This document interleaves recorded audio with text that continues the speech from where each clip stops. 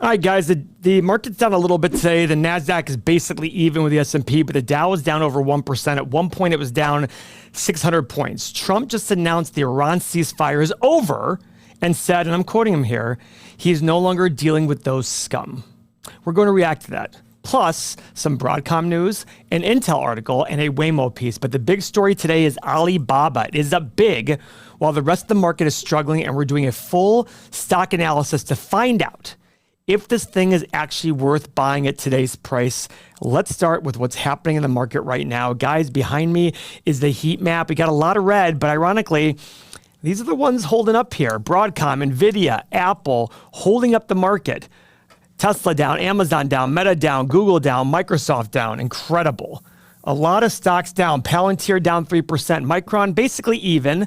A lot of red over here. A lot of red over here, more green in consumer defensive, which is what happens when, things tend to be red the rest of the market. I love looking at the heat map because it really tells you a lot about where the selling and buying is concentrated on any given day. I've said before, if this was all red, my guess is a lot of this would be green and vice versa.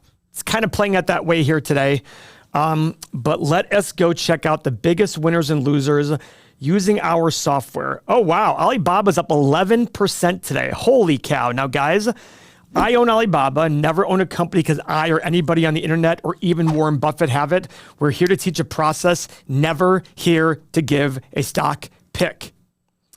Alibaba, the Chinese Amazon, this company's been on a roller coaster ride, 310 or so, down to 58, up to 180, 190, back down to 95, now at 109. Incredible. So guys, I want to take a look at Alibaba. I want to analyze it and show you what I think it's worth based on my own personal assumptions. You might agree with me, you might not. But before we get onto that, let me show you a couple other articles that might be exciting to read today or look at today. Apple and Broadcom shake up the tech sector with a $30 billion deal. Apple plans to invest more than $30 billion into an extended partnership with Broadcom to produce custom chips. The agreement will enable Broadcom to expand and modernize its manufacturing facilities in Fort Collins, Colorado, with a $1.5 billion investment. The deal is the largest so far under Apple's American manufacturing program and will lead to the production of over 15 billion US-made chips. Broadcom is up 5.1%, as I told you guys before with this one. Apple's only up 1.1%. So kind of interesting there. Okay, let's go check out Intel right now. Intel's blockbuster year is becoming even more notable. Intel stock is trading above its 200-day moving average by the largest margin in history, surpassing the peak of the dot-com bubble. Now, the 200-day moving average is a technical analysis thing, but I will even mention, if you go look at Charlie Munger, he has a quote out there that said, actually his is the 200-week moving average, but he talks about momentum. Michael Burry is a fan of technical analysis. It's funny, we have a trading channel with Mo called Freedom Trader, and the interesting part is people will say, how can you be a value investor and a trader? Well, guys, it's like, how do I have a sports car and an SUV? They're just different ways of getting around, different ways of making money. I believe there are patterns in behaviors of stock prices. That's possible. Also believing that you can buy based on value and win in the long run. The 200-day moving average is widely considered the single most important technical indicator on Wall Street. It's calculated by averaging a stock's closing price over the past 200 trading days. So what it's saying here is Intel, the difference between the price and the 200-day moving average is the widest it's ever been. That just means a parabolic rise. Because think about it this way. If you have a stock that's actually done this in price, the moving average takes some time to get there. It takes some time to get there. It might be like this. So that gap is the widest it's ever been. Because on 200 days, especially with Intel stock, it was at $25 a share 200 days ago, 200 trading days ago. That's insanity. So this is way higher than that. I don't know what the actual average is, but that's way, we can actually look it up right here. It'll probably tell us. Because look at this chart. That's the 200-day moving average. That's the 200-day moving average. Look at that. That's absurd.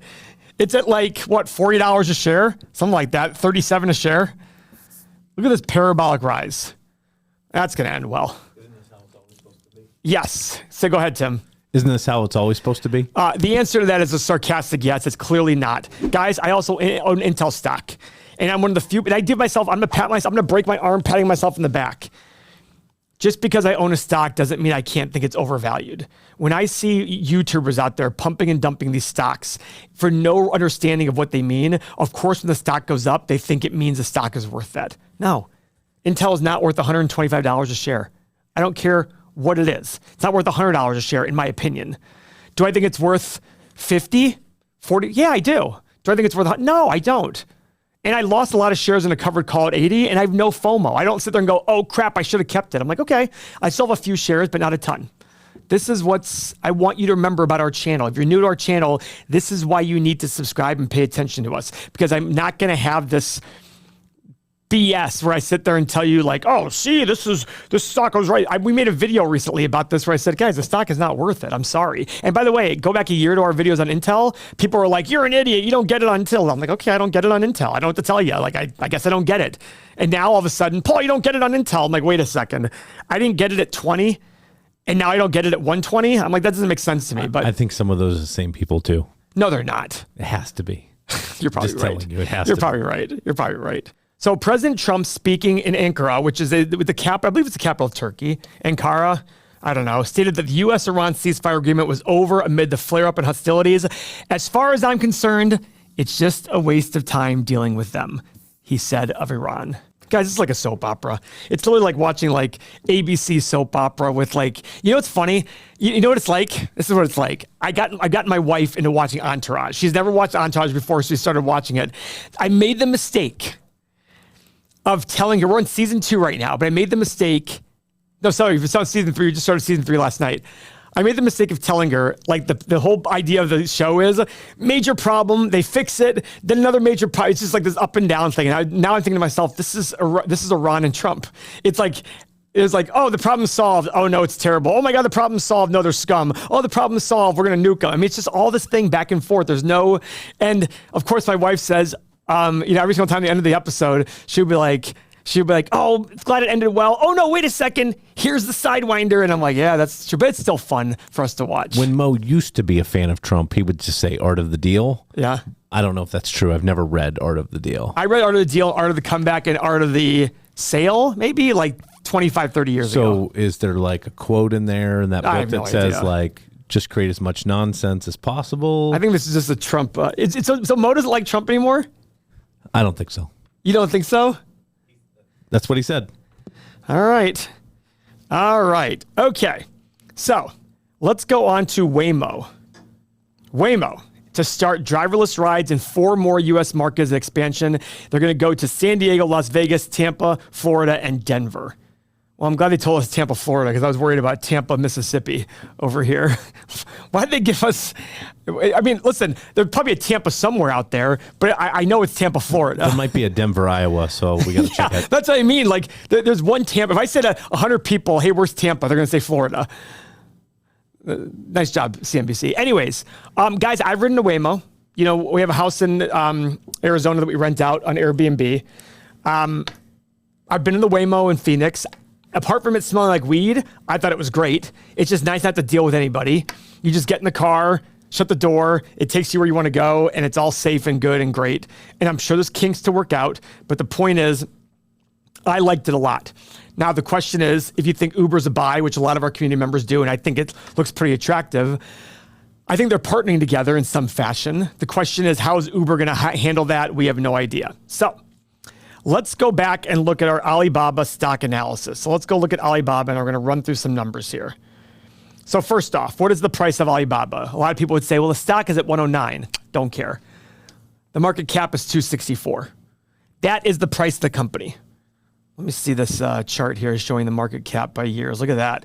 It got as high as $623 billion. I assume that's the end of, let's see, quarterly. And that stock fell. God, I love these new charts here, Tim. Great job. Great job. These are beautiful. Beautiful charts. You just click on any one of these metrics in the chart and it shows you exactly the history of it. Okay. It's selling. So here's some interesting stuff. The last 5-year average free cash flow is $19.7 billion. 11.4 in the last year. Why? Capital expenditures. They're in the AI race. They're in the cloud computing race. They're building data centers just like everybody else. That's right there. Dividend, they're pays 1.6 billion, 1.6%, eats up 4.3 billion of their free cash flow, which they can easily afford. Profit margin, 14% a year for the last 10, 9.6 for the last 5, 10.35 for the last 12 months. Returns on capital are kind of shitty, kind of down. Gross profit of 40%, which means every extra unit they sell is 40% profit. Amazon, by comparison, is about 50%. So, all right, let's go look at the 8 pillars here. All right, so a lot of positives here. Revenue growth is up. Debt is low. 5-year price of free cash flow is low. So there's a lot of positives here. Let's see what analysts think about the company.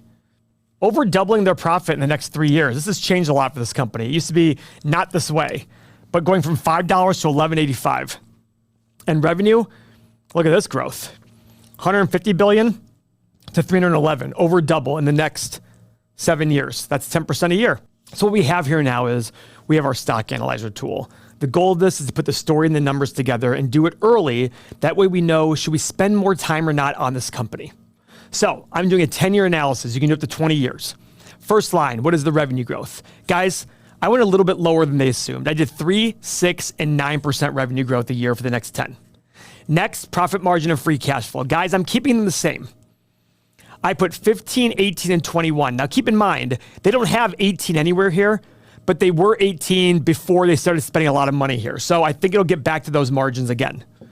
Next, what PE would I assign to this company 10 years from now? Guys, the market average is 15 or 16. You go higher for good companies, lower for bad companies. This company, okay returns on capital, so not screaming a lot, but it is the biggest, like the most important company in China right now, so I give it a little bit of benefit there. Now, a lot of people say, oh, China stinks, whatever. It's still one of the fastest growing economies in the world with a very fast growing middle class, so I'm still willing to give it a premium. I did 14, 18, and 22. And then finally, a 9% desired return. This is not the return I want. It is the return I'm showing to get intrinsic value. This has no margin of safety. You have to have margin of safety, because if you just want 9 or 10% return, buy a low-cost ETF, put it away, and you'll never think about it again. So what I just showed you is the alternative. Now, guys, you just watched me analyze Alibaba in a matter of a few minutes, and here's what's interesting about today. The market is down.